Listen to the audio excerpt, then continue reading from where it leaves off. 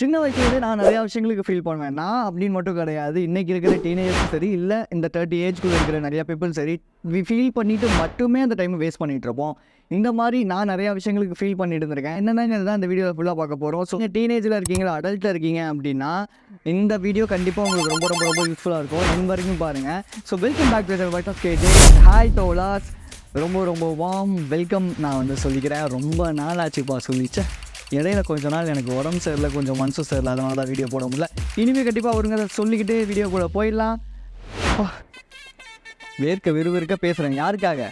இல்லை உங்களுக்காக. இன்செக்யூரிட்டிஸ் அப்படிங்கிறது உங்கள் எல்லாருக்குமே தெரியும் இல்லையா? ஸோ இந்த இன்செக்யூரிட்டிஸோட மறு உருவமாக நான் தான் இருந்திருக்கேன். எனக்கு வாய் வந்து சரியாக பேச முடியாது, குளரும், அதே மாதிரி அப்பப்போ திக்கும் வாய்.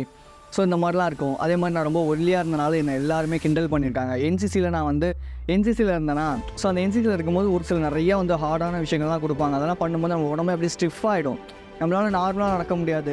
ஸோ அப்படிலாம் இருக்கும்போது என் நடையை வச்சு கிண்டல் பண்ணியிருக்காங்க, என் ஹேரை வச்சு கிண்டல் பண்ணியிருக்காங்க, நான் பேசுகிற விதத்தை வச்சு கிண்டல் பண்ணியிருக்காங்க. அவங்க கிண்டல் பண்ண இது எல்லாமே இன்செக்யூரிட்டியாக சேர்ந்து ஒரு இன்செக்யூரிட்டிஸுக்கான ஒரு உருவம்னு கொடுத்தா அது கேஜே தாண்டா அப்படிங்கிற மாதிரி தான் நான் இருந்தேன். பட் அதெல்லாம் அடித்து ஓவர் கம் பண்ணி இப்படி நான் இன்னும் பேசிகிட்டு இருக்கேங்கிறத நினைக்கும் போது எனக்கே ரொம்ப பெருமையாக தான் இருக்குது. இந்த எஃபெக்ட் பெருசாக ஒரு எஃபெக்ட்லாம் வந்து போடுவாங்க, பார்த்துக்கங்க அது. ஸோ என்ன சொல்ல வரேன் அப்படின்னா, இந்த இன்செக்யூரிட்டிஸ் அப்படிங்கிறத வந்து நம்ம 2 விஷயமாக வந்து டேக்கிள் பண்ணலாம். ஒன்று, ஓகே எனக்கு இன்செக்யூரிட்டிஸ் இருக்குது, இதை நான் அப்படியே அக்செப்ட் பண்ணிக்கிறேங்கிறது ஒரு விதம். கேட்டகரி என்ன அப்படின்னா, நான் இதை சேஞ்ச் பண்ணிக்கிறேன், இதை நான் ஓவர் கம் பண்ணுறேன் அப்படிங்கிறது. இது ரெண்டுமே இல்லாமல் இன்னொரு கேட்டகரி இருக்குது. இந்த காலம் இந்த சைடு போக மாட்டேன், அந்த சைடு போக மாட்டேன், என்னை நானே ஏமாற்றிப்பேன். லைக் நான் அக்செப்ட் பண்ணிக்கிறேன், ஆனால் நான் சேஞ்ச் பண்ணிக்க மாட்டேன், ஆனால் யாராவது ஏதாவது சொன்னால் நான் வந்து ஃபீல் பண்ணுவேன் அப்படிங்கிறது. ஸோ இந்த மாதிரியான ஒரு மென்டாலிட்டியோடு இல்லாமல் இன்செக்யூரிட்டிஸ் உங்களை யாராவது ஒரு விஷயத்தில் வந்து கிண்டல் பண்ணுறாங்க, எனக்கு அது ரொம்ப இன்செக்யூர்டாக ஃபீல் ஆகுது, இல்லை நான் ரொம்ப இன்செக்யூர்டாக ஃபீல் பண்ணுறேன் அப்படின்னா ஜஸ்ட் அதை சேஞ்ச் பண்ணிக்கிட்டு ட்ரை பண்ணுங்கள். இல்லை அதை அப்படியே அக்செப்ட் பண்ணிக்கிட்டு அதோட வாழ்கிறதுக்கு ட்ரை பண்ணுங்கள். அதை விட்டுட்டு ஃபீல் பண்ணிட்டு இருந்தீங்க அப்படின்னா உங்களோட டைம் தான் வேஸ்ட் ஆகும். ஓகேவா? நீங்கள் நல்லா ஜாலியாக இருக்க வேண்டிய நேரம்லாம் இதுக்காக உட்காந்து ஃபீல் பண்ணி அப்படியே டைம் ஓடி போய்டும். அப்புறம் திரும்பி பார்க்கும்போது எங்கேயோ இருக்கும் வயசு. அப்புறம் பார்த்தாச்சா நம்ம இதுக்கெலாம் உட்காந்து ஃபீல் பண்ணிட்டு இருந்தோமே, பேசாமல் நம்ம ஏதாவது ஒன்று பண்ணியிருக்கலாமேன்னு தோணும். ஸோ இந்த இன்செக்யூரிட்டிஸோட வாழ பழகுங்க, இல்லைனா சேஞ்ச் பண்ணிக்க கற்றுக்கங்க. சீரியஸாக சொல்ல போனால் நான் ஒரு எமோஷனலான ஒரு ஃபுல். யாராவது ஒருத்தவங்க கொஞ்சம் அன்பாக கொஞ்சம் கேரிங்காக பேசிட்டா உடனே அவங்க வந்து என்னோடய ஃப்ரெண்ட் அப்படின்னு நினைக்கிறதுல நான் வந்து ஒரு பயங்கரமான ஒரு பைத்தியக்காரன். ஸோ அதனால் இதனால எனக்கு நிறையாவே ப்ராப்ளம் ஆச்சு. இன்றைக்கி டீனேஜர்ஸ் நான் பார்க்குற நிறையா பேர், நான் பேசுகிற நிறையா பேர் எமோஷ்னலி ரொம்ப வீக்காக இருக்காங்க. எமோஷ்னலி வீக்னால் கொஞ்சம் கேரிங்காக பேசினா மட்டும் அவங்க வந்து உடனே விழுந்துடுறாங்க அப்படிங்கிறது எமோஷ்னலி வீக் கிடையாது. அவங்க வீட்டில் இருக்கிறவங்களே அவங்கள மதிக்கல அப்படின்னா, இப்போ மரியாதை தலைவாசல் மிதியாது, அதுதான் மாட்டுறாங்க. அதை விட்டுட்டு இப்போ இல்லை என்னோடய சொந்தம், என்னோட ரொம்ப க்ளோஸ், அவங்க என்னை மதிக்கலைங்கிறதுக்காக ரொம்ப ஃபீல் ஆகுது, ஃபெட்டப் ஆகுறது, எமோஷனலான ஸ்டேட்டஸ்லாம் வைக்கிறது, இதெல்லாம் பண்ணாதீங்க. ஒருத்தவங்களை வேல்யூ பண்ணலன்னா விட்டுடுங்க அவங்கள, அவ்வளோதான். அது யாராக இருந்தாலும் சரி. லைக் அது உங்களோட பேரண்ட்ஸ், இல்லை உங்களோட ஃப்ரெண்ட்ஸ், உங்களோட ரிலேட்டிவ்ஸ், இல்லை உங்களுக்கு ரொம்ப க்ளோஸ், உங்களோட ரிலேஷன்ஷிப் யாராக இருந்தாலும் உங்களை வேல்யூ பண்ணலன்னா விட்டுருங்க. அதை விட்டுட்டு நம்ம ரொம்ப எமோஷனலாக, இல்லை ஒரு காலத்தில் அவங்க இப்படி இருந்தாங்க, இப்போ வந்து என்கிட்ட பேசவே மாட்டுறாங்க அப்படின்னு சொல்லி எமோஷ்னலி நம்ம ரொம்ப வீக் ஆனோம் அப்படின்னா மென்டலி நம்ம ரொம்ப வீக் ஆகும். மென்டலி நம்ம ரொம்ப வீக் ஆனோம் அப்படின்னா நம்மளால் எந்த ஒரு விஷயத்துலையும் ஃபோக்கஸ் பண்ணவே முடியாது. ஸோ டைம் ஓடிக்கிட்டே தான் இருக்கும். ஆனால் நம்ம திரும்பியும் இவங்க பேசலை, இவங்க என்கிட்ட பேசலை, இவங்க எனக்கு வந்து மெசேஜ் பண்ணல, இவங்க என்னை கண்டுக்க மாட்டுறாங்க, இவங்க என்கிட்ட வந்து பேச மாட்டுறாங்க, இவங்க என்னை தப்பாக நினைக்கிறாங்க, இப்படி நம்ம நினச்சி நம்ம லைஃப் ஃபுல்லாகவே வீணாக்கிடுவோம். ஸோ அதனால் don't waste your time. Roll ஆகுது. Don't waste your time of being emotional fool. இன்றைக்கி நிறையா பேர் பண்ணுற விஷயம் என்னென்னா, ஒருத்தவங்கள ஏதோ ஒரு விஷயம் பண்ணுறாங்கன்னா அவங்க அப்படி தான் சொல்லி ஒரு ஃப்ரேம் பண்ணிடுறது. ஸோ இங்கே எதுவுமே வந்து குட் அண்ட் பேடுன்னு கிடையாது. ஓகேவா? இங்கே செட் ஆகிறவங்க நமக்கு செட் ஆகாதவங்க, அவ்வளோதான் இங்கே மேட்ரு. இந்த டாக்ஸிக் அப்படிங்கிறது எல்லாமே இந்த செட் ஆகாதவங்க. ஐ மீன் இப்போ நமக்கு வந்து நான் வந்து ஏதோ ஒரு விஷயத்தில் நான் கோல் வச்சுருக்கேன், அந்த கோலுக்கு நான் வந்து அதை நோக்கி நான் போயிட்டுருக்கேன், எனக்கு அதுதான் முக்கியம் அப்படின்னு நினைக்கும் போது அதுக்கு சம்மந்தம் இல்லாமல் யாராவது வராங்க, அது வந்து என்னோடய ஃப்ரெண்ட்ஸ், என்னோடய ரிலேட்டிவ்ஸ், என்னோடய ரிலேஷன்ஷிப் எதாக இருந்தாலும் அது செட் ஆகாது, அது டாக்ஸிக் தான். ஒன்ஸ் என்னோடய கோலுக்கு செட் ஆகிற மாதிரியான பீப்புளை நான் அடாப்ட் பண்ணுறேன், அவங்க கூட நான் வந்து பழகிறேன் அப்படிங்கும்போது அவங்க செட் ஆகிறவங்க. ஸோ இன்ஸ்டெட் ஆஃப் தட் நீங்கள் வந்து கெட்ட பழக்கமே இல்லாமல் இருக்கீங்க அப்படிங்கிறது உங்களோட கோல்.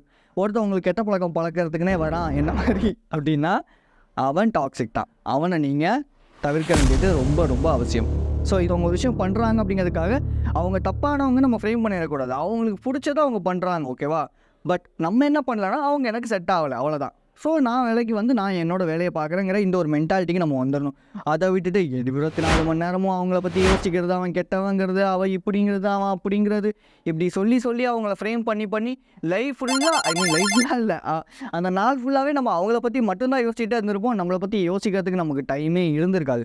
ஸோ டோன்ட் ஜட்ஜ், ஓகேவா? யாருமே ஜட்ஜ் பண்ணிடாதீங்க. அண்ட் ஸோ ஒருத்தவங்க ஒரு விஷயம் பண்ணுறாங்க, அது தப்போ ரைட்டோ, அதை வச்சு அவங்கள வந்து ஃப்ரேம் பண்ணிடாதீங்க. ஓகே, மேபி அவங்க தெரிஞ்சும் செய்யலாம், இல்லை தெரியாமலும் செய்யலாம்.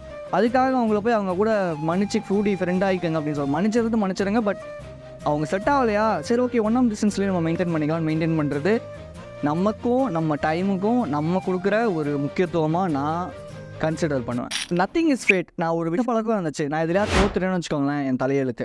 நான் எதுலையாவது வந்து ரொம்ப ஃபெட்டப் ஆகிட்டேன், எனக்கு ஏதாவது ஒரு விஷயம் நடக்கவே இல்லை, நான் நினைக்கிறது எதுவுமே நடக்கலைன்னா என் தலை விதி அப்படி தான் அப்படின்னு நானே ஒரு விஷயத்தை வந்து க்ரியேட் பண்ணிக்கிறது. இட்ஸ் அ ஃபேட் அப்படின்னு நானே சொல்லிக்கிறது. பட் இங்கே ஃபேட்டுன்னு ஒன்று கிடையவே கிடையாது, விதின்னு ஒன்று கிடையவே கிடையாது, எடுத்து இந்த மாதிரி எதுவுமே கிடையவே கிடையாது. ஒன்ஸ் நம்ம நினச்சா நம்மளோட லைஃப்பை நம்ம சேஞ்ச் பண்ணிக்க முடியும். அதுக்கு நம்ம என்ன பண்ணணும் அப்படின்னா, நம்ம லைஃப்பில் மட்டும் நம்ம ஃபோக்கஸ் பண்ணணும். அட்லீஸ்ட் ஒரு 6 மந்த்ஸ்க்காவது நம்ம லைஃப்பில் மட்டும் நம்ம ஃபோக்கஸ் பண்ணுங்கிறது தான் மேட்ரு. ஸோ அதை விட்டுட்டு நம்ம எல்லாத்தையுமே வந்து விதி மேலே வந்து இது பண்ணிடக்கூடாது. நம்ம கைக்கு மீறி ஒரு சில விஷயங்கள் இருக்கும்.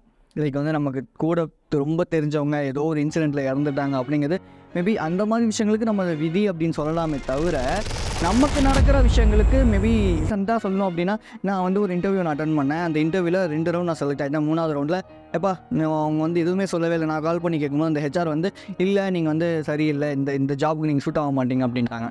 சரி ஓகே ரைட் அப்படின்னு நான் வந்துட்டேன்.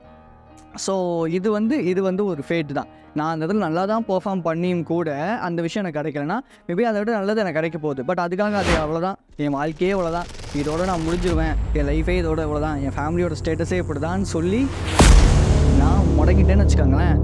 எனக்கு பின்னாடி வரவங்கள யாருமே தூக்கி விடுறதுக்கு ஆள் இருக்க மாட்டாங்க. ஐ மீன் இப்போ நான் இருக்கிற சரௌண்டிங் என்விரான்மெண்ட் எல்லாமே வந்து அவங்க வந்து ஒரு செட் ஆஃப் மைண்ட் செட்டில் தான் இருப்பாங்க.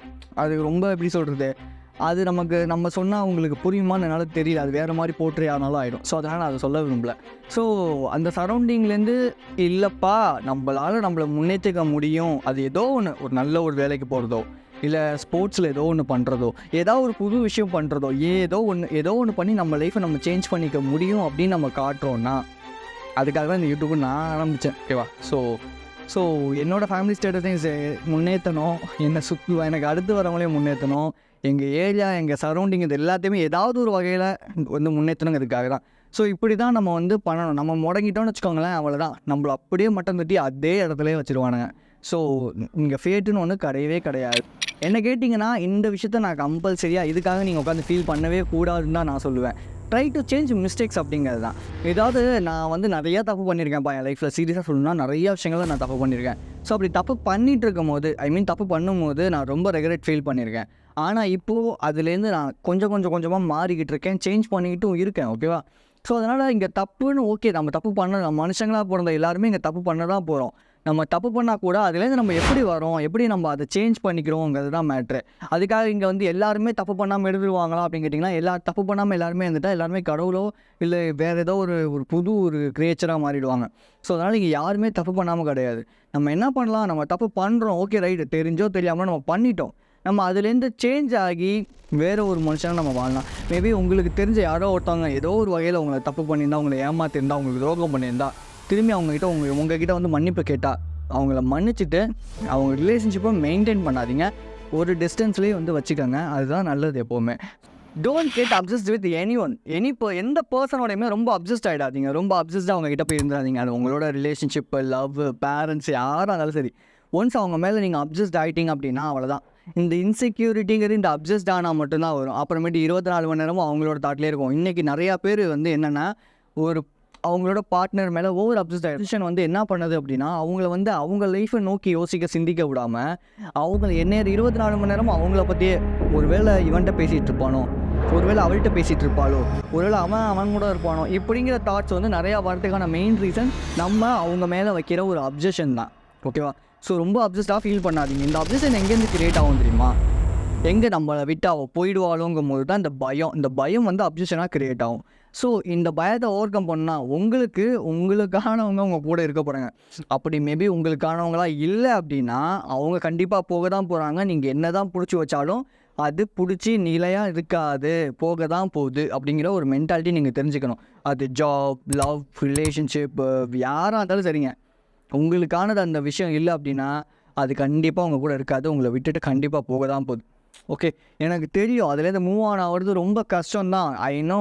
But we just need to face those kind of hard situations அப்படிங்கிறதா நான் இந்த இடத்துல ஆணித்தனமாக உங்களுக்கு சொல்கிறேன். So be strong and stay positive. This is KJ. I will see you in this video and thank you for watching this video.